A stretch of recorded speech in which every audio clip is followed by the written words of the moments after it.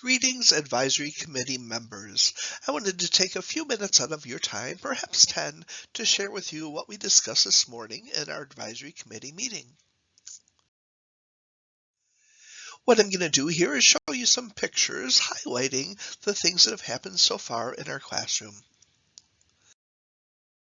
First of all, student enrollment is strong. Pictured by the fire truck here is my first class. We started off with 8 students. We're down to 6 students in that class, but those are all early childhood education 1 students. The bottom picture shows the 11 students in our early childhood education class for second session.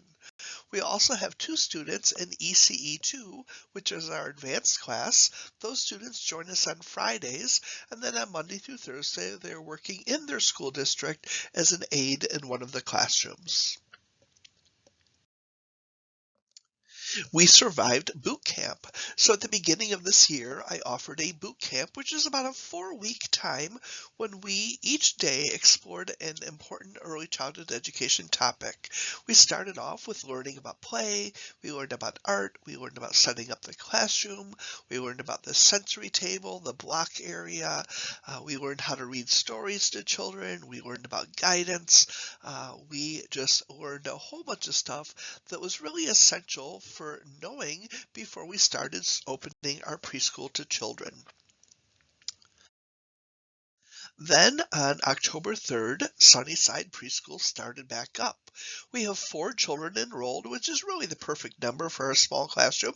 Our students are spending Monday, Wednesday, and Friday learning about our preschoolers, and then our preschoolers come on Tuesdays and Thursdays from 9 until noon for our high school students to interact with. Our high school students are putting stuff in the sensory table, doing art activities, leading group times, doing large motor activities, setting up different interest centers in our classroom. So our teachers, that is high school students, are really busy being teachers for our preschoolers. So Sunnyside Preschool is back and it is awesome. Our children's playground is almost ready, so we have partnered with the Regional Office of Education to establish a playground out here on our KEC campus. So pictured here are 3 of the musical instruments that are in the ground. Pictured in the middle was a huge pile of mulch that we helped to spread around a little bit.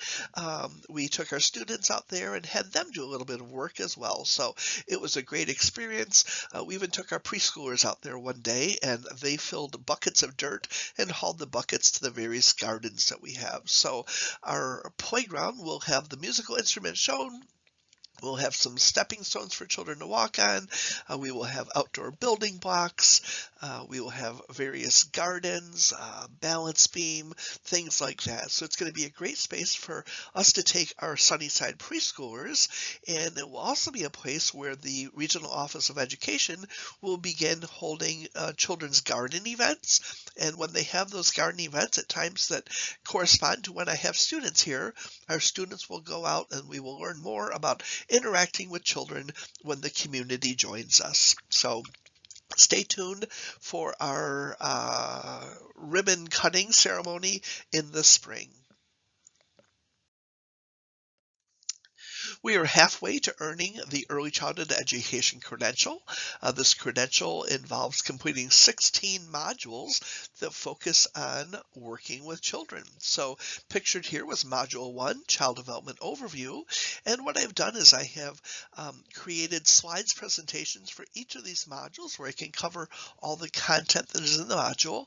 And then I teach the module over about 2 days during our class period. While I'm teaching, the students have the little workbook that you see there on the right, where I ask them questions about that module, and their job is to fill in the yellow blanks indicating their answers. So doing so helps me to keep students focused, helps me to make sure that students are learning the content, and helps students to know just what is important to focus on. So we are hoping to complete the credential in early May, so all of our students will have earned the ECE Level 1 credential by the end of our school year. We are also diving into the creative curriculum. So pictured here are one of the volumes from the creative curriculum. And the creative curriculum is really just a wonderful curriculum for teaching young children. So it talks about what you should have in your classroom, how you should interact with children, how we want to guide children, how we work with parents, and more. So I will be diving into this with the students as we progress through the school year. Pictured here is the introductory lesson that we had just last week, where we started learning about the curriculum. We also spent a little bit of time learning about some of the theorists that have taught us so much about how to work with children, and we will continue. In our second part of learning about the curriculum, we're going to dive into the 11 different interest areas, and for each interest area, we'll be doing some playing in that particular interest area. We are partnering with the Regional Office of Education. Pictured on the left here are the backpacks. So the ROE provided backpacks for each of our students. On our first day of class, our students made little name tags that they attached to their backpacks, and inside their backpacks are those art supplies that you see on the picture on the right. Every now and then, when I have a lesson that's appropriate for it, I ask students to grab their backpack, and they will get their backpacks out, and they may take notes with colored pencils, or they may need to color things, or various things like that. So our students have really enjoyed having this ownership of something, and it has really been helpful for me to kind of vary up my teaching a little bit. So it's not all taking notes. Sometimes we get to color and learn while we color. Pictured in the middle is Maritza wearing our Educators Rising sweatshirt. So each of our students also received some bling. They received some t-shirts and sweatshirts like the one that Maritza is wearing. We are doing Educators Rising in addition to Pathways in Play, and Educators Rising is focused on inspiring high school students to want to be teachers and helping them learn how to get there. And our last little involvement with the ROE is the playground, which is represented by the musical instrument at the bottom. We are building a caring community. So one of the things I'm most proud of in this class is how the students are really getting to know each other and getting to care for each other. So just like we want preschools to care for each other when they're working together in a classroom and learn how to share and care for each other's needs, that's something that we're working on with our high school students as well. So it's wonderful for us to see that blossoming. Pictured in the center bottom there are the students playing a game together. So yes, we do play in class, and the students have really enjoyed playing a few different games that we have in class. Pictured at the top there, myself and Maritza and a group of students went to Feed My Starving Children last month, and we learned about caring for each other and caring for the worldwide community as well. Also, we have to enjoy good food. So pictured here is our Easy Reach oven that we use for baking stuff in class.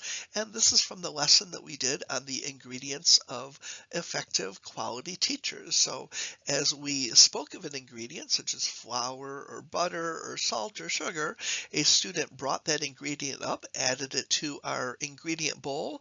We mixed everything up and made chocolate chip cookies. So it was a fun and tasty way to learn about the ingredients that we would put into a teacher if we got to make a quality teacher.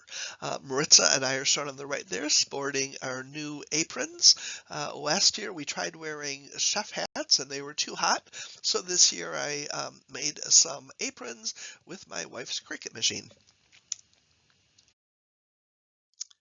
We also want to seek your feedback, so I'm going to share some questions with you on this next slide, but I'll also be sending out an email asking you to respond to both the questions shown here as well as some questions that KEC would ask of you as our advisory committee members. So here we go. Are there any new initiatives happening in the early childhood education world for me to know about, such as any things that are being done to try to improve working conditions or salaries for early childhood teachers? Do you have any suggestions on key concepts for me to make sure to help our teachers to learn about or have experience in? Do you have any other suggestions on how we can best serve our students taking early childhood at KEC? Do you have any recruitment ideas for our class? One recruitment idea that I forgot to share was that we are inviting high school sophomores to come out here, and they get to come out here during a day when we're in session, and they get to join our class. So they get to see what class is like here at KEC. We did this a couple weeks ago, and I had one sophomore from Sycamore come, and I'm pretty confident that she's going to end up taking our class because I think she had a great time when she was visiting with us. Also, do you have any suggestions on how to encourage students to choose ECE as their career direction? So I am always wanting to strengthen that pipeline so we can get quality, passionate people to become early childhood teachers. And lastly, as I mentioned, I will be sending out a survey to gather some feedback for some ideas that KEC is considering pursuing. So thank you for paying attention, and I hope to see you all soon.